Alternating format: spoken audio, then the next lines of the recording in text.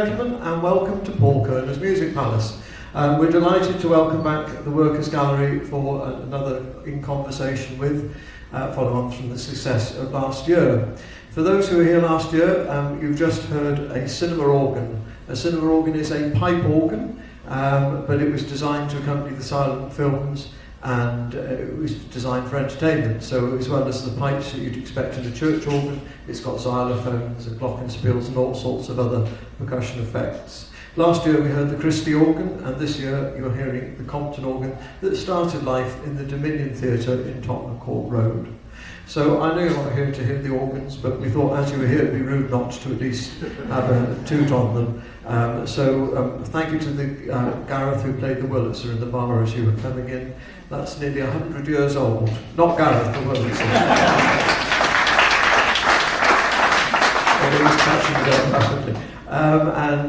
So that was the little Wurlitzer, and this Compton. The pipe work is in the chamber on the balcony, and there's over 3,000 pipes as part of this instrument, and the console's got 350 odd stops as well, so there's quite a lot to get through. So I've put together a short programme just to show you some of the highlights of the instrument, so I hope you enjoy, and then the rest of the afternoon. Thank you.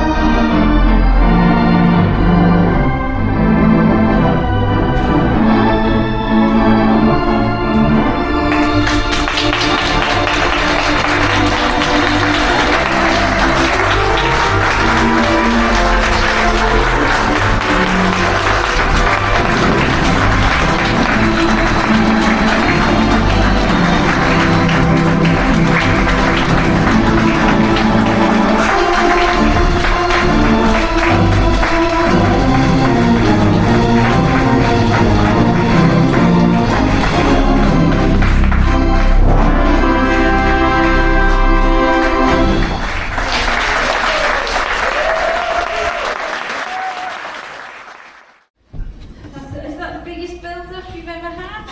Yeah, Yes, I think definitely. So, Yeah, yeah. It's also weird sitting beside a piano that plays itself. Hi everybody, Shemai. I'm Gayle from the Workers' Gallery.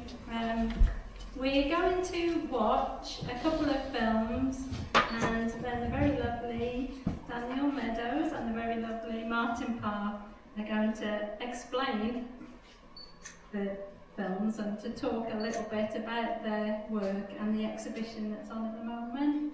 So enjoy!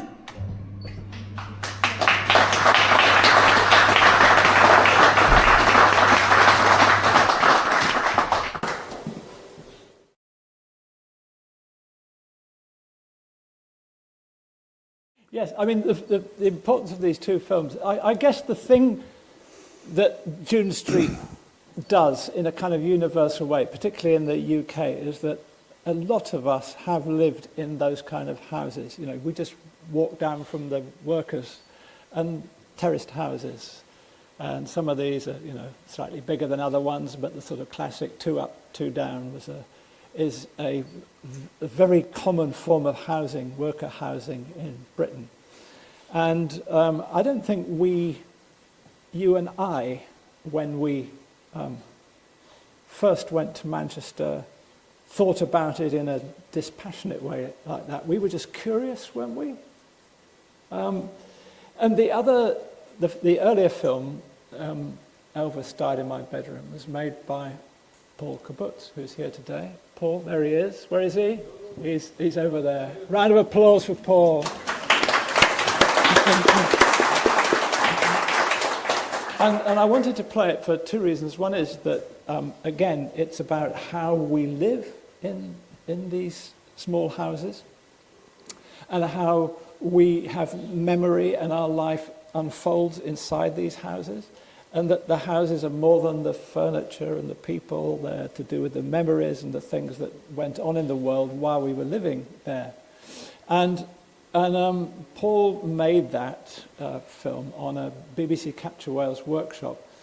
BBC Capture Wales, for those of you who don't know, was a community project which I kind of dreamt up and then took to the BBC, which very generously built a team around the idea.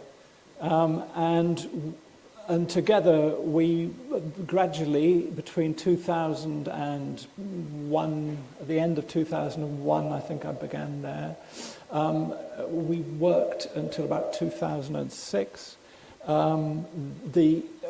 with a van and a team of us, a small team, and we drove around Wales with a load of equipment, computers, and we kind of introduced people to the digital age at the same time as kind of sucking an amazing story out of people in Wales who for the first time had the opportunity to make their own TV. So they were making like 2 minutes of TV, like that, but making it out of their own resources in our photo albums and our memories.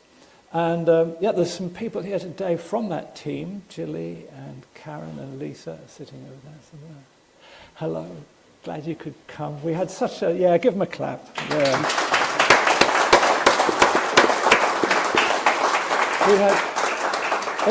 It was honestly the best project I think I've ever worked on. And we, in 2003, we won a BAFTA Cymru for that project, and somebody said to me, "Why didn't you bring the BAFTA today?" And I thought, well, that'd be a bit much. We're talking about June Street, not Capture Wales, but Capture Wales was like a continuation of the thing that Martin and I did when we started off. So the thing that interests me about us when we were 18 and we went to art school is that we've never lived in these kind of houses, had we? I mean, you came from Epsom.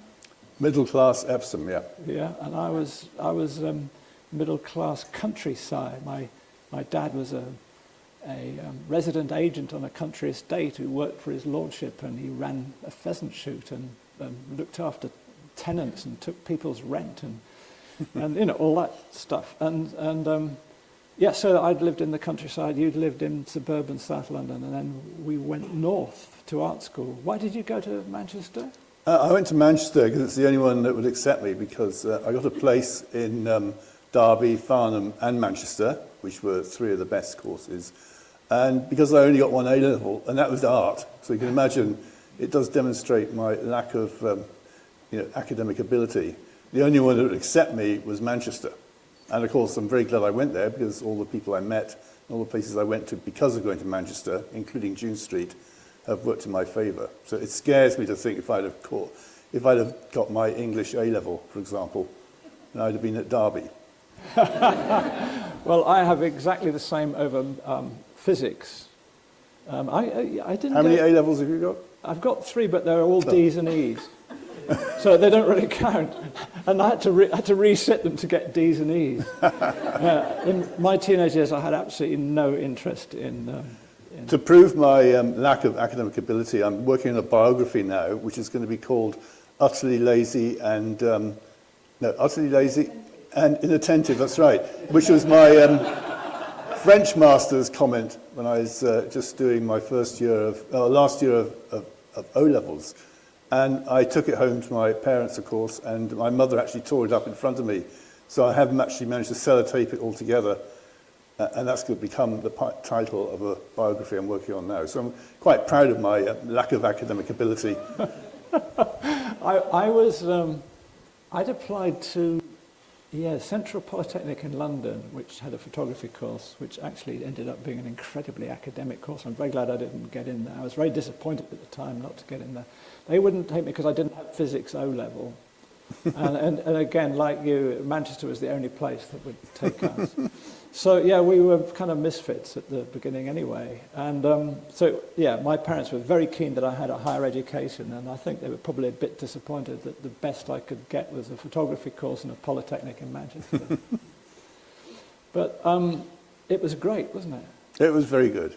But I think, just thinking about June Street, what this really demonstrates is the value of documentary. I mean, when we look back now, 50 years, we see these interiors, and you don't see interiors like this anymore. And all the photographs that you and I have taken throughout our lives will have value in years to come, because our society is changing so fast. We don't notice it, of course. It's like watching our children grow. If you see them day to day, you don't notice they're growing. But the moment you see someone else's kids, you'll be saying, "Oh, he's grown, hasn't he?" So I think, when you think of even boring things like the interiors of supermarkets, the interiors of M&S, all these other things that I photographed in the 80s, we look at them now and they've suddenly become much more interesting than they ever were when we actually took them. So I think the secret of documentary is to try and think what subject matter is going to be interesting in years to come, because inevitably it's going to change. And if we think of the profound effects, say, the smartphone has had on our society, we can't imagine a time now where you didn't have a smartphone, you weren't able to meet someone, just by calling them, find out why someone's late. All these things that smartphones do, that didn't happen 20 years ago even. So society is changing rapidly. So I feel a duty to be a documentary photographer and to record these things while they're still in front of me, while they're still at their peak, because inevitably they will change. Who knows what this country is going to be like? You and I will be gone in 50 years' time, and what will have changed from now, 2024, right the way through to 2074. Yeah, one of the things that I completely agree with that. One of the things that I've done, which I don't know, maybe you've also been able to do, is that I have, one way or another, kept in touch with quite a lot of the people I've photographed. I mean, it was great being able to run into that family in June Street when we made the radio program back in 1996. They were the only family we could find, but subsequently, because of the internet, various other people, not all of the people in the June Street pictures, but some have made themselves known to me. And the other thing that I find as I get older is that my own memory isn't as sharp as it should be, and I sometimes worry that I've remembered things completely wrongly. It's like we were here last year, and I've been telling people that what they had to do when they come to the organ thing was to turn around in their seats to look at all the instruments. But because I was sitting at the back there, I thought, maybe I made that up. Did I make that up, that they're all up there? But no, they are all up there. And so when, for instance, I met the Craddock family, you know, all my memories of you and me being in June Street were kind of reinforced. And the connection with Coronation Street, I always thought, did we go looking for it because it had been in Coronation Street, or because we'd been to that open day, the Coronation Street open day?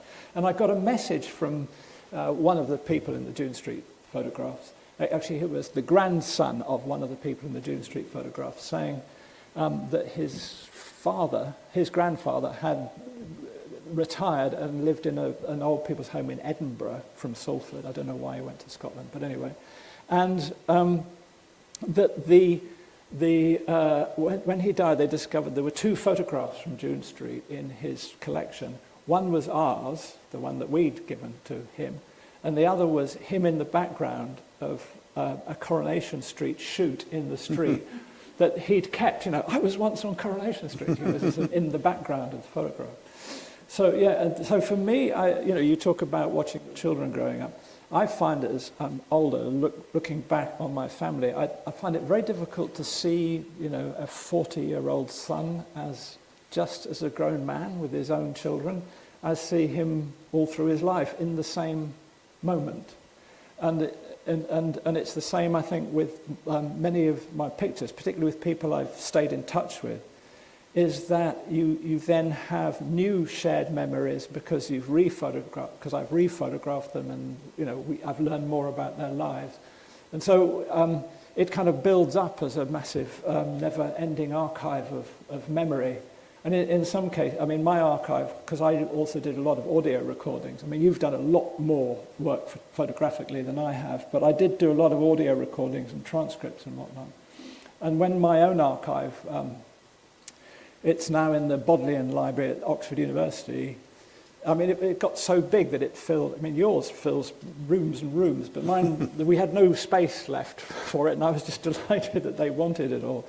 But what I love about it is that other people are starting to interrogate that work. You know, like this work, the June Street work, it's come here. Gayle has decided to put it on because of the connections between the kind of houses that people live in and so on, and how it's such a trigger for memory. And I love it that in the Bodleian there are academics and young historians who are going into my archive and starting to write about the things and researching the things that I did.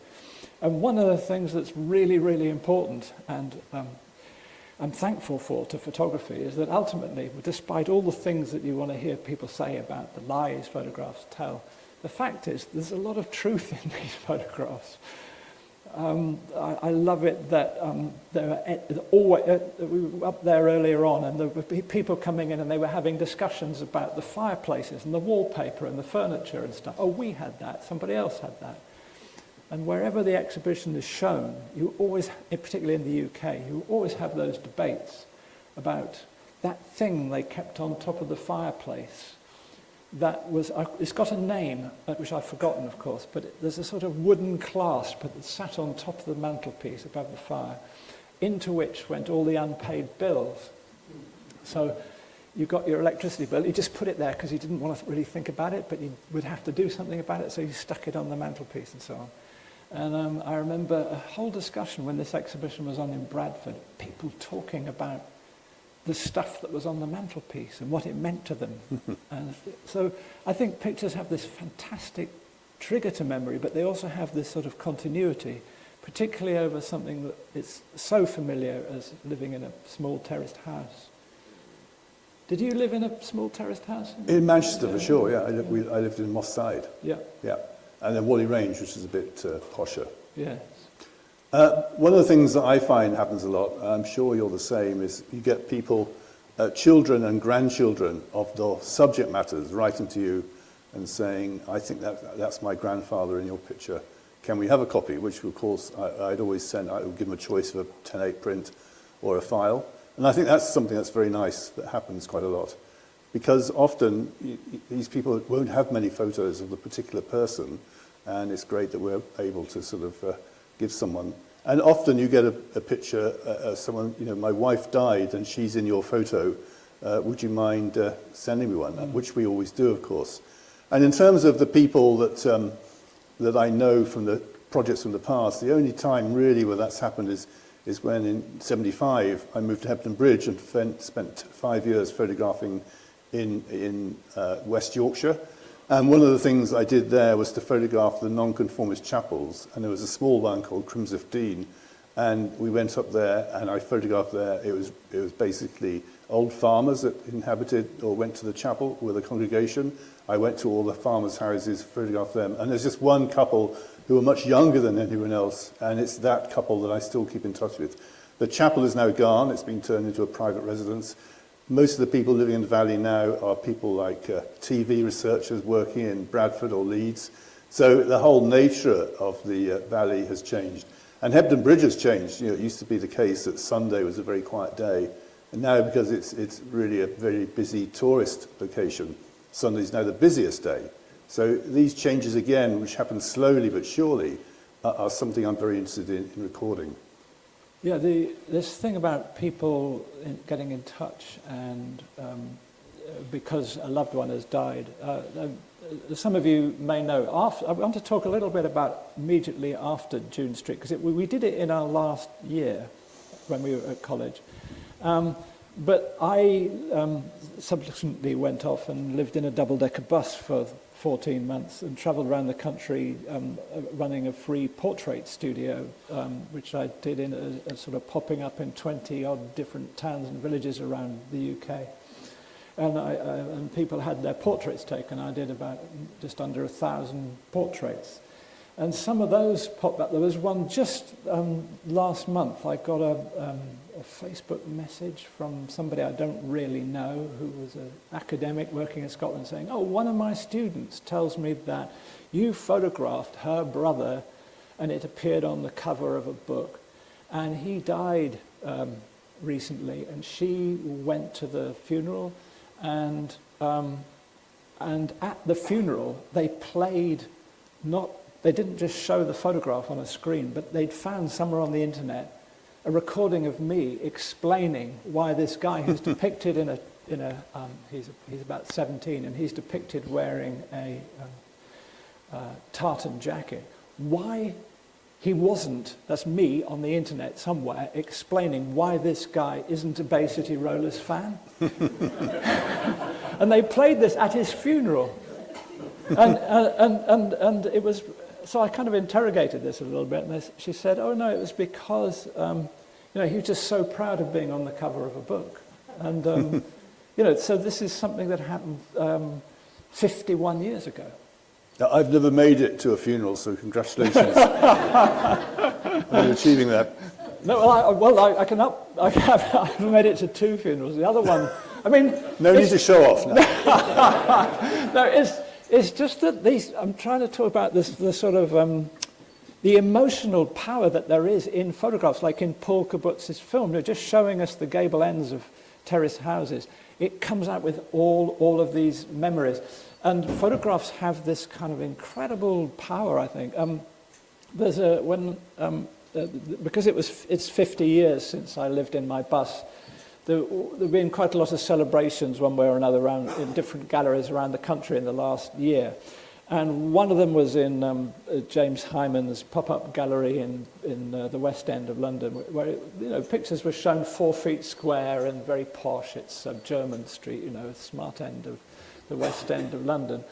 And I got a message from, but it was well publicised, and the Sunday Times ran some of the pictures. And I got a message from a man in Leicester saying that one of the pictures in the Sunday Times was of his brother, and his brother had had a rather sad life. And that this was the only picture they'd ever seen where he looked, like presentable and happy and engaged with whoever was taking the picture, and he was well dressed and all of that.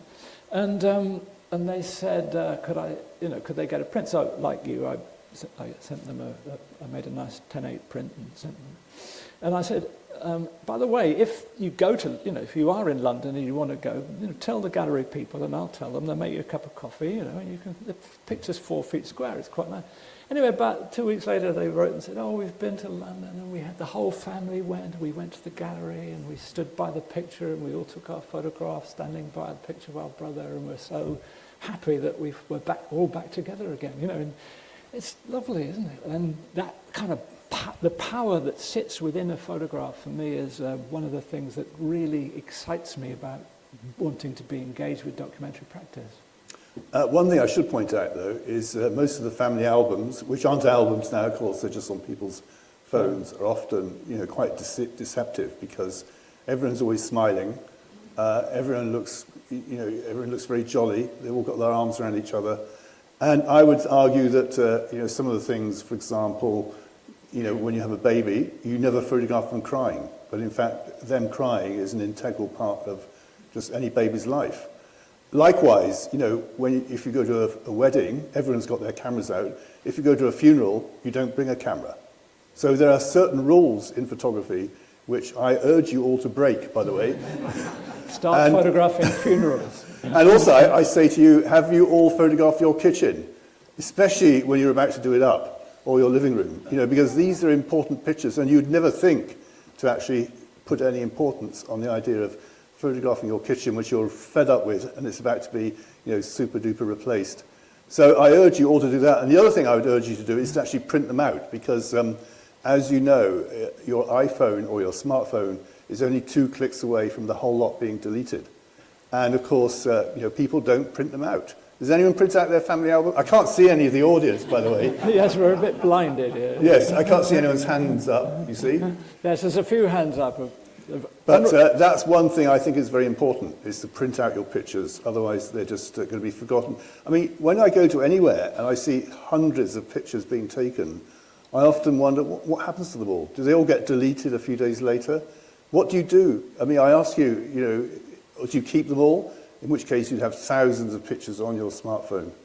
What do you do? What do you do, Daniel? Do you delete them? No, I don't. I delete mine, most of them. I just keep a few and put them into the archive. Yeah, Otherwise, I have a they've clean all out. gone. I have a clean out every now and again. But for me, it's just like a little diary. I can keep going back, looking through the digital pictures. Yeah, it is. It's like a little diary I can flick through from time to time. But the exasperating thing is that, of course, that somebody was asking me about coming here today, and I've got a picture of the organ, and I've got my phone out. Can I find it? Flicking through, hopeless. But we do need to photograph the ordinary. We need to hang on to it. It's important. That's what documentary is, how it really works. But I think there are lots of lovely hidden things inside pictures which aren't always apparent to everybody who looks at them. I mean, the tortoise, for instance, that dear Gayle has turned into a piece of community practice. The tortoise that's on the floor in the Barry and Bill picture. I should say that these prints have been around the world. Well, they've been around Europe. The prints that you're looking at in the Workers' Gallery there were made for a festival in northern France in a French studio. I told them that if they made the picture, that's fine, they could exhibit them, but they had to destroy them at the end. They didn't do that because they then got approached by another gallery in France, and they toured to 2 other galleries in France, and then they were stored for a couple of years. And then a community photographer who also was doing his MA in Manchester Polytechnic, or whatever it is now, Manchester Metropolitan University, he contacted me and he said, I'm going to put these pictures on in a church hall in Miles Platting in Manchester. But have you got any prints? And I said, yeah, there's a whole lot in France. And he said, go and get them. So he drove over to France and picked them up and brought them back and stuck them up in a church hall, and he invited me to go to this church hall for the day when they were having this sort of celebration of people living in terraced houses. And a woman came up to me and she said, now about the tortoise. and so there must have been about 8 people standing around in this church hall remembering stories about tortoises. because people don't have them anymore. Well, if they do, they don't have them in the way that they had them casually back in the 19... You probably have to have a license. How can you have a tortoise casually? Well, well, I'll tell you. Good. There was a shop window. There was a pet shop on the. If you walk between up Oldham Road from the middle of Manchester to Miles Platting, you go past. Or in those days, in the 70s, you walk past a pet shop, and they had a window that was like a glass box, and it was full to shoulder height with just a squirming pile of tortoises. And people would walk home from school and they'd go to their mums, oh, buy us a tortoise, buy it. You know, they were like 2 bob or something. So you bought your tortoise and you took it home, and then, like all family pets, it gets ignored a bit. And then the stories you start hearing about casual ownership, right? There's one woman who was discussing the different kinds of glue you could use to stick a tortoise shell back together again when it had fallen out of a window. And this was an experience that was shared among several people. And so that they were discussing the different sorts of glue. Araldite, oh no, I don't think Araldite really do it. No. Bostik, no, not strong enough really. Super glue was good. No, they didn't really have super glue in the 70s. Oh, yes, I'm sure they did. And so they had this row about tortoises. So, yeah, there is this... Yeah, again, I love this kind of extraordinary connection that we all have when there's a common culture around a place, like a terrace house where we have all lived. One thing before we open it up to people's questions, I wanted to talk to you about I remember that you're thinking when we were students, you and I are both documentary photographers. Everybody else was doing commercial work in the studio, and we were always having to persuade them to let us borrow the Hasselblad so that we could do our documentary work outside and so on. And I thought we were just documentary photographers working away at our stuff. And then you did your degree show. Martin's degree show, he's going to put me right in a minute, but his degree show was really a replica of one of these front rooms, wasn't it? It was, yes. It was an installation which I created. Yeah. Where I put the pictures that I'd taken around the theme of domestic decoration into. But yes, but you actually, Mrs. Winter, who was our kind of passport to the street, it wasn't easy to begin with. We didn't just walk into June Street and everybody opened their doors and said, oh, lovely, you nice lads from the south, come and take our picture. It wasn't like that. It was... Well, you took pictures back, of course, and then when people saw that we returned prints free of charge, more people basically signed up.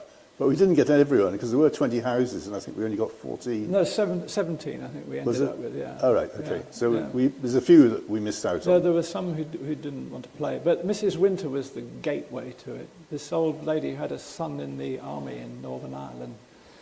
And she was the one that first took us in, as it were.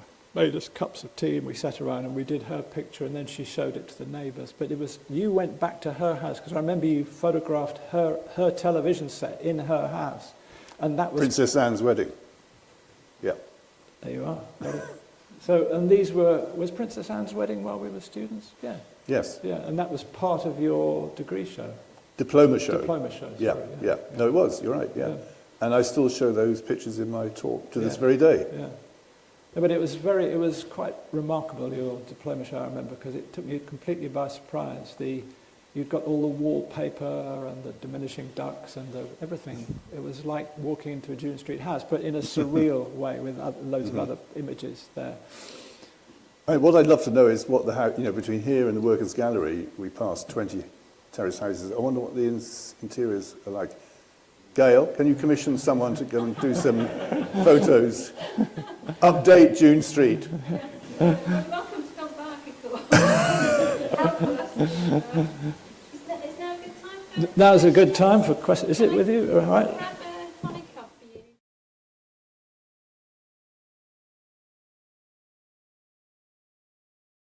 I don't think so, really, because, we were just photographing people in their living rooms.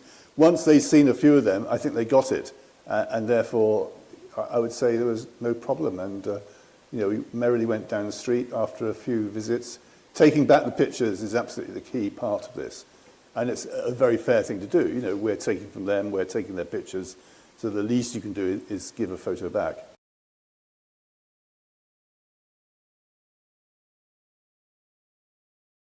Okay, so when I take pictures, I go and edit it on the computer, and then I make a selection, probably about 30% of the pictures I've taken, and I get these then printed out. So there's a lab in Manchester called DS. We send up the high-res files, and the following day they send back a 10/8 print. It's a C print, actually, ironically, because even though it's a digital process. And from these C prints, I will go through and make the final edit. And the pictures that I want to keep will go onto the Magnum site, because I'm a Magnum photographer, and they have a very big site, and it's called Cortex, and I will caption them, and they will be there. And then all these 10/8 prints that I've got, I also store them, and all the way back through my career, doing black and white when I was making my own prints, color negative, I got the prints done by the local lab. So I've got 750,000 10/8 prints, which I guess are part of my archive, on top of the pictures that are in Cortex. And I think I've got maybe 56,000 images on Cortex, all keyworded, all high-res files ready to download. So yeah, I have a very thorough storage system for images. I think, Daniel, you'll be the same. You're a very thorough person, aren't you? Yeah, I don't have anything like the number that you have.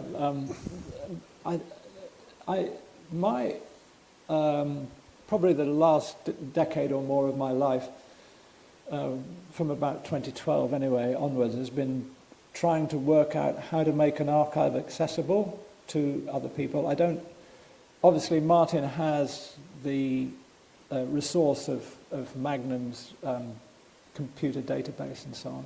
But as an individual working on my own, independent of an agency, I have to think about what work of mine might be of interest in years to come, and then how to find a home for that. And in my case, I was originally working with the Library of Birmingham, so I was working with a local library, local to me because I was born in the Midlands, with a wonderful man called Pete James, who basically taught me how to prepare an archive for a public museum or library. The world we live in then impacted on us in that Birmingham basically went bankrupt, and Pete was fired, not fired, but made redundant, and this wonderful archive room, probably the best archive room ever constructed in Western Europe, became a kind of chaotic mess with one person trying to look after everything in it. I became despaired because they had acquired my archive without cataloguing it. So it was in there, but nobody knew what was there. And I had a period of 2 or 3 years where I was on the edge of a nervous breakdown, wondering what on earth was going to happen to it all. A life's work kind of lost inside a public archive and without anybody there even knowing it was there. Fortunately, in the way of, the gods of photography were smiling on me, and within a few years I'd been approached by the Bodleian in Oxford if they could take it over from Birmingham. But I mean, just to show you, it's a good question because public archives are in a terrible state in Britain. When the van went from Oxford to Birmingham with my list of everything that was in Birmingham, they came back with some of it missing.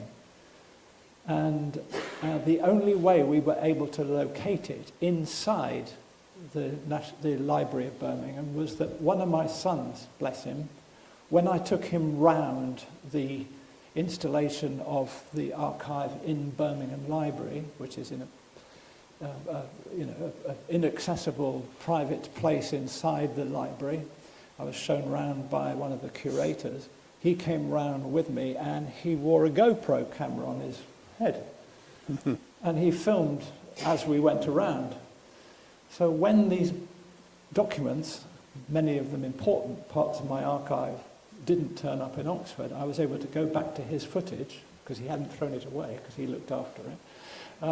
I went back to his footage and I could see not only the stuff, but I could see the shelf number that it was on.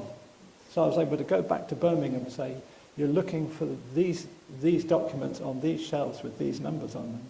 And the van went back from Oxford back to Birmingham and was able to pick them up again. So even in public archives, they're finding it difficult at the moment. The world of public archives and public collecting is suffering from many years of underfunding in the public sector, because it is low-hanging fruit to a government that's determined to be beastly to us.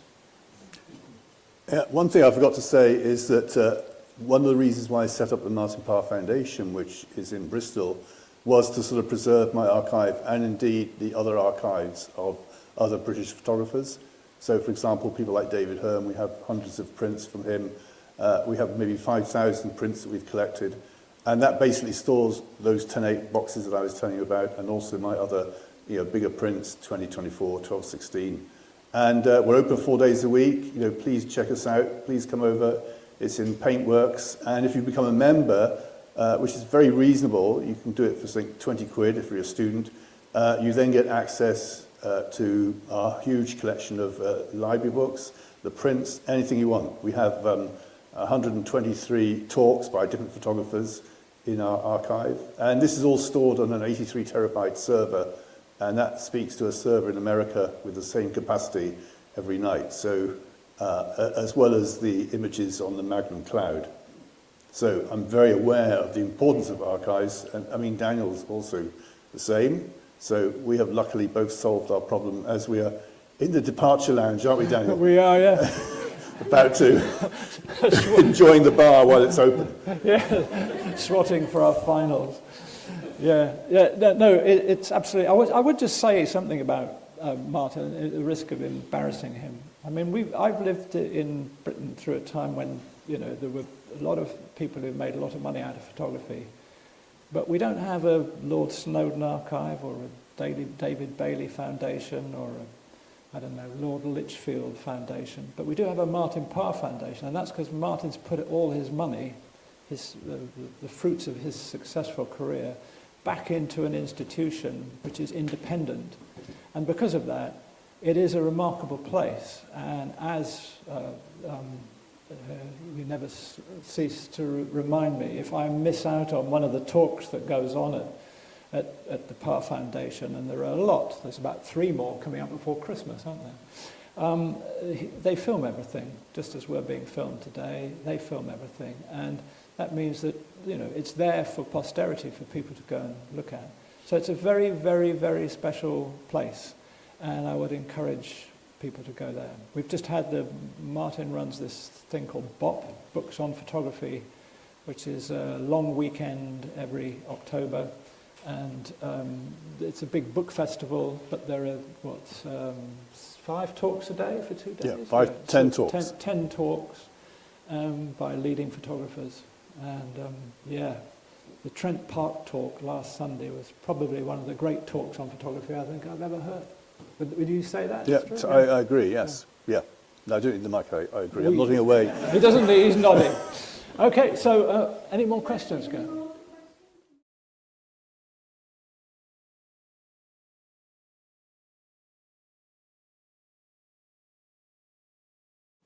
Basically, nothing at all, really.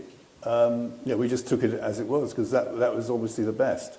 I do remember the couple that had the tights drying above the fire were a bit, they were a bit upset when they saw that picture, because they thought that was untidy. For us, it's one of the things that makes the photograph really work. So yes, there wasn't, obviously it's a portrait, so we put them in the middle, we sat them down, we've got the family arranged, the 3 kids on the floor, mum and dad at the back, so just basic things like that. But apart from that, no, unless my memory serves me badly, we didn't really do much at all, did we? No, we didn't tell people what to do. We did. I do remember the chief embarrassment was that we needed light. So we took a photo flood bulb with us. And you'll notice that some of the pictures have a sort of white flash at the very top of the picture, right sort of flare at the top of the photograph, where the light bulb's almost in the picture. A photo flood bulb is just a very, very powerful light bulb. But the problem is it made everybody's... most of these people were on coin meters. So we used to have to take plenty of 10 pences to feed their electric meter, because in the process of taking the picture we were using up their electricity. I remember that. Mostly people just made us cups of tea and everything, and were very friendly. And we, if you look carefully at some of the pictures, though, you will see that some people had made efforts to have some things not included. There's one photograph where you can see one of those old ashtrays that's on a sort of brass-like pillar with a big ashtray on the top of it, and it's been shoved behind a sofa. You can just see it.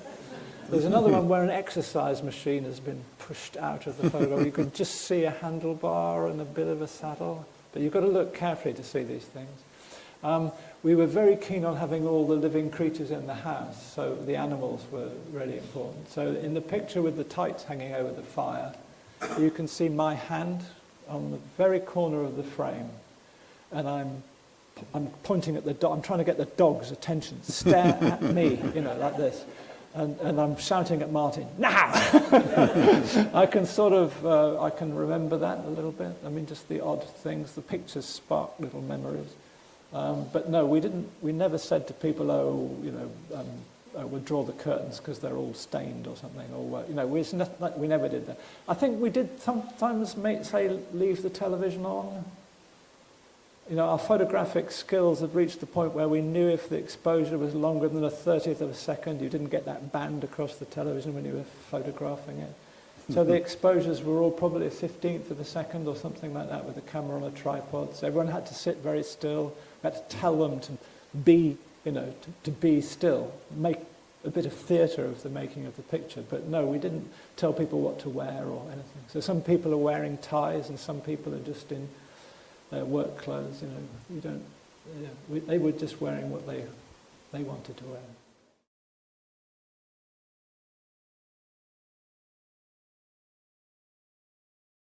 I think so. I mean, the key evidence really for that argument is the June Street pictures which are up the road, because, quite clearly the interior tastes that people had have changed quite dramatically since then, and there's no better way of actually showing what taste was like in the early 70s than the images that we took. I also worked on a series of photographs for a director called Nicholas Barker. We did a program called Signs of the Times. I don't know if anyone remembers this. It was back on BBC Two in the early 90s. And there was interesting because they basically invited people to be in these programs. And for example, the first program was about couples who argue about their taste. And I photographed still lives in people's living rooms, and then Nick and I went together through the transcripts of the broadcast and took out different quotes and put those quotes by the photograph, often appearing to contradict what was actually in the photograph. So that's another exercise that we did. That's specifically about taste.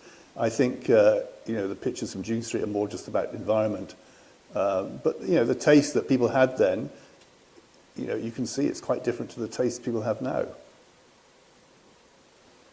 There is something that's happening in the digital age. About 3 or 4 years ago, I noticed on Facebook that someone had taken our June Street pictures and colorized them. Yes. And it really, I was really angered by this. And I was trying to work out why I was angered by it. And I wrote to Martin saying, look at this, somebody's nicking our stuff and colorizing it. And Martin's very practical. He said, are they making money out of it? And I said, no. He said, well, I think we should leave them alone. And they'll probably go away, which in fact happened. But I was still irritated by that. And Martin and I were, in parallel, recently invited to do a new book of the June Street pictures, because the quality of them on a Hasselblad is that they are, that you can blow them up pretty big and you can read everything. Like I was looking at the calendar on the back wall of one of the pictures today, April, the date that we took the picture is actually there in April 1973. And we were approached by Blue Crow Press to do a new book that would be quite a large format picture, so you could really see all these details. But the problem they had as a publisher was that there'd only be 17 pictures in it's a book with 17 pictures in it. So they were thinking, well, how are we going to do this? And I suggested that, and this was motivated by my anger around the colorizing thing. I said, why don't we go to the Whitworth Museum in Manchester, which is part of Manchester, it's a mixture between part of Manchester University and the Manchester Art Gallery. And it has the largest collection of wallpaper anywhere in Western Europe, so they say. And so I said we should be able to match the wallpapers from June Street and to use them as interleaves in the book. So when you open the book, every other picture is a piece of wallpaper. And the publisher thought this is a pretty good idea. And then in the summer, we all went up there. Martin and me and the publisher, the Whitworth, bless them, they really pushed the boat out and they've got every wallpaper that could possibly be like the ones we had. And so we were able to go through this massive archive looking at what the wallpapers were actually like rather than as they were imagined by somebody who was just colorizing them and sticking them up on Facebook. And so, watch this space, because hopefully that book will come out next year. And if you don't like the June Street pictures, you probably will like the wallpaper.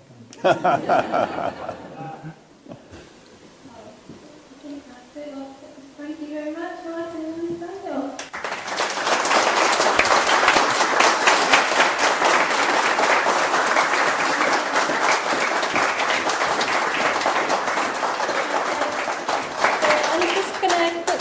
Say that I'll open the gallery for 30 minutes directly after I've stopped talking, but the bar is going to reopen, and it might be more comfortable for Martin and Daniel to sit in the bar for a bit if you want to ask them a question, rather up here under the bright lights where they might feel like they're being interrogated. And I just wanted to take a couple of minutes, not to do a speech, but really to do thank you. And I'm looking at Chris because he always ends up getting out of these things, and I think we should make him come up on the stage, don't you?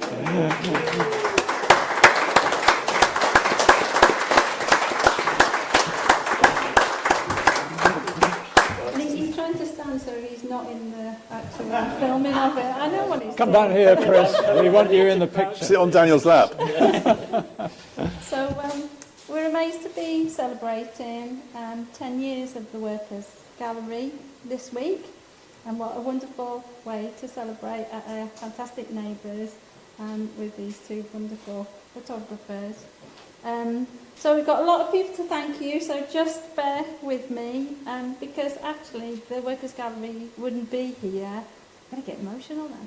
Wouldn't be here because we need the support and help of people. We can't do it on our own, and the only reason why we've been able to go out for 10 years is because of people like you. So starting locally, I wanted to say that we're very grateful to the Friends of Wattstown Memorial Park, of which there's a little posse in today. They encouraged and supported us to be a winter welcome centre, which we've been for the last two. We're very privileged that we've got a space that we can share. So for the last 2 years, we've been a winter welcome centre, which people might know as, people call them warm banks. And also we were able to create a new memorial with the community for the village's Garden of Remembrance, which is directly opposite the gallery, and that was a real privilege, so we want to say a special thank you to them. We're grateful to the Rhondda Cynon Council Art Services for supporting some of our projects, and sadly David Hearn's not with us today, but I think a lot of you will know that we're very grateful to him for his generosity and encouragement, and probably trying to persuade Daniel and Martin to come here as well. Probably his fault. He said he was going to come along and heckle from the front row today, and Tracy was going to try and set up a FaceTime on a phone, and we were going to put a phone on the seat so he could shout at you both. But he's managed, unfortunately, he can't be with us today. So further afield, we're indebted to the Side Gallery in Newcastle for supporting Jim Mortram's Small Town Inertia show, which we had people like Paul Cabuts and Brian Carroll, Glenn Edwards helping us to deliver that project, and that was sort of through a Twitter call out that David Mayne picked up, and that was really our start of our social documentary photography sort of specialism and interest. We're thankful to the Lippman Miliband Trust for supporting our People Power photography show, and to collaborators Four Corners Gallery in London, the Richard Burton Archive Swansea, which amazingly is nothing to do with, I thought it was pictures of Richard Burton, but it's actually just what they call their archives. And of course to Martin Parr Foundation in Bristol. We're very grateful to Bob of the Bosello Trust in London for his ongoing support, which included putting on the Slate Sea exhibition by Z. Nelson around the pandemic. And of course to all of the artists, all of the photographers and creatives who've trusted us with their work over the years. Almost every other exhibition that we've held over the last 10 years, every project, every event has been funded solely through the monies from sales, hires and donations from the public and like-minded organisations, by the exhibitors themselves and by a wonderful group of patrons who support us via subscriptions to our Patreon community each month. And there's some information, we put some birthday cards out, and there's some information in that if you'd like to support us from less than £1 a week. But also in your birthday cards there is a 10% off voucher for the website. So that's, so when it's their 20th birthday you'll get 20% off. That's how it works. So you've got to come back in 10 years' time to get your 20% off. We've been lucky to have many people willing to volunteer their time to help us make the gallery what it is today. Today we want to especially thank Alison, Susan, Trevor and David, but of course there are many other people who deserve a special thank you, so thank you to all of them and to you for coming today. But of course we've saved a special thank you to Ben, Ant, Gareth and Gaye. These are the wonderful volunteers at Paul Kinnear's Music Palace, and please come back, they do some wonderful events here. And we couldn't finish really without saying a big thank you to stars of the show, Daniel and Martin. So, diolch yn fawr, thank you very much, and enjoy your time in the bar.